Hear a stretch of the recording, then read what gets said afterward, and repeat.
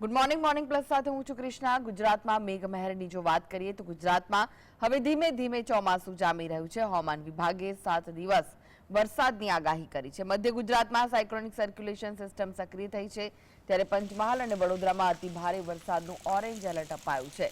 અરવલ્લી, ખેડા, દાહોદ, વલસાડ, સુરત, નવસારી, ડાંગ, નર્મદામાં વરસાદનું yellow alert અપાયું છે। આ ઉપરાંત આણંદ, ખેડા, મહેસાણા, સાબરકાંઠા, દાદરાનગર હવેલીમાં અતિ ભારે વરસાદની આગાહી સાથે યલો એલર્ટ આપ્યું છે। સૌરાષ્ટ્રમાં સુરેન્દ્રનગર, રાજકોટ, જૂનાગઢ, અમરેલી, ભાવનગર, ગીર સોમનાથ અને બોટાદમાં ભારે વરસાદની આગાહી સાથે યલો એલર્ટ આપવામાં આવ્યું છે, જ્યારે અમદાવાદ અને ગાંધીનગરમાં મધ્યમ વરસાદનો વર્તારો છે।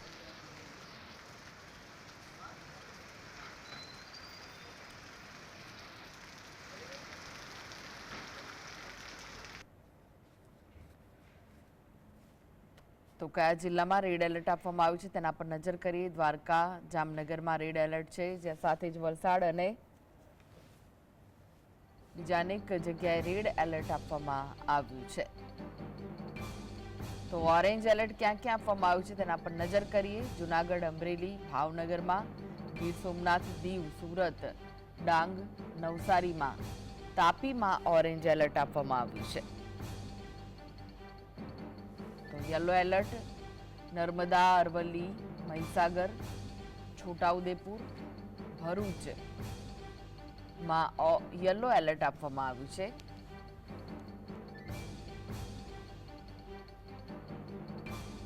તો ગુજરાતમાં ચોમાસું ધીમે ધીમે આગળ વધી રહ્યું છે। સાર્વત્રિક વરસાદ થઈ રહ્યો છે।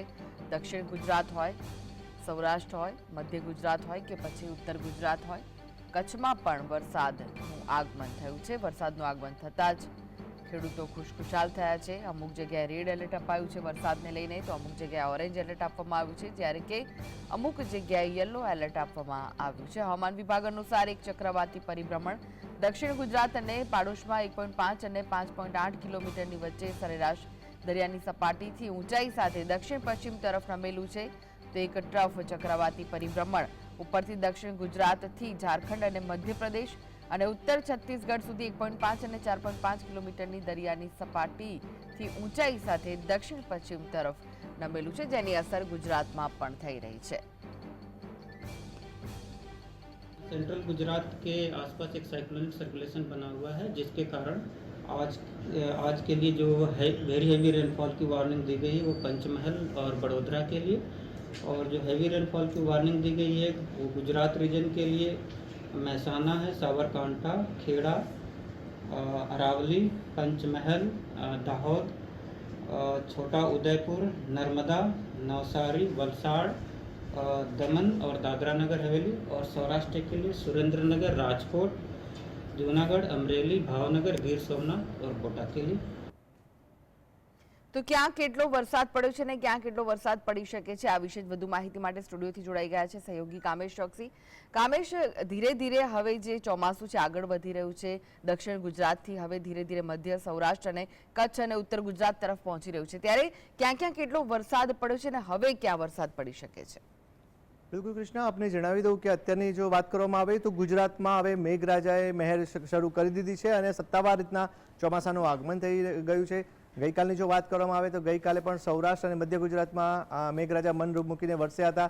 અત્યારે જે જાણકારી મળી રહી છે તેની જો વાત કરવામાં આવે તો જૂનાગઢના વિસાવદરમાં કહી શકાય કે અંદાજિત 14 કલાક એટલે કે સવારના 6 વાગ્યાથી રાત્રે 8 વાગ્યા સુધીની સ્થિતિની જો વાત કરવામાં આવે તો જૂનાગઢના વિસાવદરમાં સૌથી વધુ 4 ઇંચ કરતાં વધુ વરસાદ પડ્યો હોવાનો અહેવાલ સામે આવ્યો છે, જેને પગલે કહી શકાય કે 4 ઇંચ જેટલો વરસાદ વિસાવદરમાં ગઈકાલે પડ્યો ને જેને લઈને નીચાણવાળા વિસ્તારોમાં પાણી ભરાયા હોવાની પણ જે બાબત સામે આવી હતી। આ ઉપરાંત વાત કરવામાં આવે તો સૌરાષ્ટ્રના વિવિધ જિલ્લાઓની જો વાત કરવામાં આવે તો રાજકોટ, જૂનાગઢ, અમરેલી, ઉના, ગીર સોમનાથ સહિતના જે ભાગો જે છે ત્યાં આગળ પણ કાલે દિવસભર વરસાદી માહોલ જોવા મળ્યો હતો।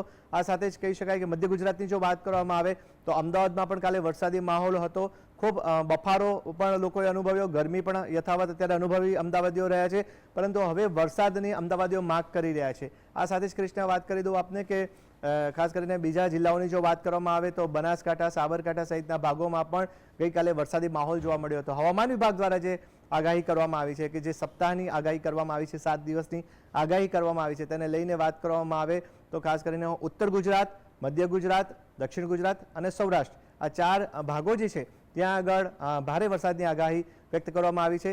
કેટલાક જિલ્લાઓમાં રેડ એલર્ટ સપ્તાહની જે આગાહી છે તેને લઈને જાહેર કરાયું હતું. કેટલાક જિલ્લાઓમાં યલો એલર્ટ જાહેર કરવામાં આવ્યું છે અને કેટલાક જિલ્લાઓમાં ઓરેન્જ એલર્ટ અપાયું હોવાની વાત સામે આવી રહી છે. પરંતુ સૌથી મોટી વાત એ છે કે હવામાન વિભાગ દ્વારા આગાહી કરવામાં આવી છે, પરંતુ હજી કહી શકાય કે કેટલાક જિલ્લા જે એવા છે કે એ હજી પણ કોરા ઢાકોર છે, કારણ કે હજી મેઘરાજાની પધરામણી તે જિલ્લાઓમાં થઈ નથી. કેટલાક જિલ્લાઓની જો વાત કરવામાં આવે તો કેટલાક જિલ્લાઓમાં મેઘરાજાએ શરૂઆત કરી દીધી છે.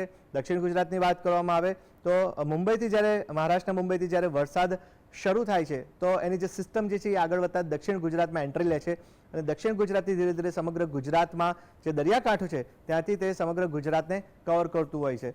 અત્યારની સ્થિતિની જો વાત કરવામાં આવે તો આજે પણ દિવસભર વરસાદી માહોલ યથાવત જોવા મળી શકે છે અને જેને લઈને વાત કરીએ તો ઉત્તર ગુજરાતના કેટલાક ભાગોમાં આજે વરસાદ પડે તેવી સંભાવના છે. આ સાથે જ કંઈ આપણે જણાવી દઉં કે બનાસકાંઠા, સાબરકાંઠા, અરવલ્લી સહિતના જે ભાગો છે ત્યાં આગળ પણ વરસાદી માહોલ જોવા મળી શકે છે. કામેશ, અમદાવાદીઓને ક્યારે હવે રાહત મળી શકે છે, કારણ કે એક દિવસ આવીને વરસાદે હાથતાળી આપી દીધી છે? બિલકુલ, આપને જણાવી દઉં કે અમદાવાદની હાલની જો વાત કરવામાં આવે તો ગઈકાલે રાતથી કહી શકાય કે સૂકું વાતાવરણ જોવા મળી રહ્યું છે અને એને કારણે બફારાનું પ્રમાણ પણ વધી ગયું છે. ગરમીનું પ્રમાણ તો યથાવત જોવા મળી જ રહ્યું છે. એટલે હવે કહી શકાય કે જે રીતના બાફનું પ્રમાણ વધ્યું છે તે પ્રમાણે આગામી 24 થી 48 કલાકમાં અમદાવાદમાં હળવો વરસાદ પડે તેવી સંભાવના વ્યક્ત કરવામાં આવી છે. ગઈકાલે પણ લોકોને આશા હતી કે રાત્રે ફરીથી વરસાદ આવશે તો ઠંડક થશે, પરંતુ એ આશા ઠગારી નીવડી છે. એટલે હવે આગામી 24 થી 48 કલાકની વાત કરવામાં આવે તો અમદાવાદમાં હળવો વરસાદ પડે તેવી સંભાવના વ્યક્ત કરવામાં આવી છે. જોકે સૌથી મહત્વની વાત ગઈકાલની કૃષ્ણ આપણે પણ ન ભૂલવી જોઈએ કે જ્યારે પહેલો વરસાદ આવ્યો ત્યારે અમદાવાદમાં પ્રી મોન્સૂન કામગીરીની પોલ પણ ખુલી ગઈ હતી, કારણ કે પહેલા જ વરસાદે જ્યાં સામાન્ય વરસાદ હતો ત્યાં આગળ કહી શકાય કે અમદાવાદના એવા પૂર્વ વિસ્તારના કેટલાક એવા ભાગો છે કે ત્યાં આગળ ઘૂંટણસમાં પાણી ભરી ગયા હતા અને જેને લઈને કહી શકાય કે જે પ્રી મોન્સૂન કામગીરી તંત્ર દ્વારા કરવામાં આવી હતી તે પોલ ખુલી ગઈ હતી. કેટલીક જગ્યાની જો વાત કરવામાં આવે તો લોકોને હાલાકીનો સામનો કરવો પડ્યો હતો. હજી તો કહી શકાય કે ચોમાસાની શરૂઆત છે, હજી તો મેઘરાજા મન મૂકીને વરસવાના છે. બારે મેઘ ખાંગા થાય તેવી સ્થિતિ પણ આ વખતે જોવા મળશે. હવામાન વિભાગ દ્વારા આગાહી કરવામાં આવી છે કે આ વખતે ચોમાસું ખૂબ સારું રહેવાનું છે.